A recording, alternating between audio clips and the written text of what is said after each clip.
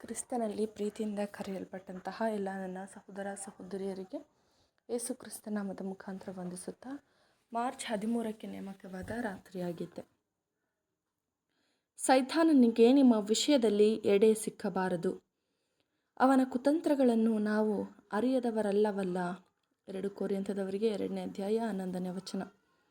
ಸಭೆಗೆ ಎದುರಾಳಿಯಾಗಿರುವ ಸೈತಾನನು ಸಿಂಹದಂತೆ ಬಲಶಾಲಿಯಾಗಿದ್ದಾನೆ, ಜಾಗರೂಕನಾಗಿದ್ದಾನೆ ಮತ್ತು ಸಂಪೂರ್ಣವಾಗಿ ಎಚ್ಚರವಾಗಿದ್ದಾನೆ.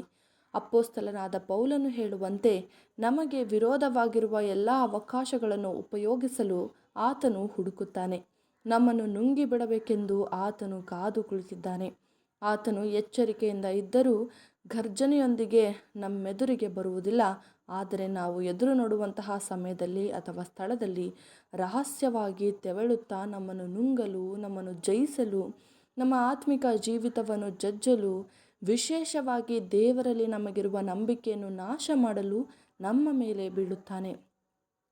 ಯಾರ ಕಿವಿಗಳು ಆ ಸಿಂಹದ ಹೆಜ್ಜೆಯ ಶಬ್ದವನ್ನು ಕಂಡುಹಿಡಿಯಲು ಪರಿಣಿತವಾಗಿದೆಯೋ ಅವರೆಲ್ಲರೂ ಆತನ ನಡೆಯನ್ನು ಕೇಳಿಸಿಕೊಳ್ಳುವರು. ಹಾಗೆಯೇ ಯಾರೆಲ್ಲ ಆತನ ನಡೆಗಳಲ್ಲಿ ಪರಿಚಯವಿಲ್ಲದವರಾಗಿರುವರೋ ಅವರು ಆತನ ಒಂದು ಚಿಕ್ಕ ಶಬ್ದವನ್ನಾದರೂ ಕೇಳಿಸಿಕೊಳ್ಳಲಾರರು.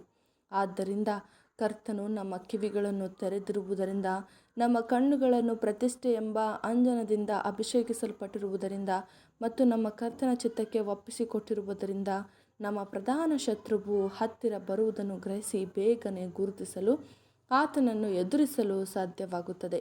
ದೇವರ ವಾಕ್ಯವು ಒದಗಿಸುವ ಸರ್ವಾಯುಧವನ್ನು ಧರಿಸುವವರಾಗಿ ನಾವು ನಿಂತುಕೊಳ್ಳೋಣ ಮತ್ತು ದೇವರ ಬಲದೊಂದಿಗೆ ಆತ್ಮವೆಂಬ ಕತ್ತಿ ಹಿಡಿದು ಅದನ್ನು ಉಪಯೋಗಿಸೋಣ ಎಂಬುದೇ. ಆಮೆನ್.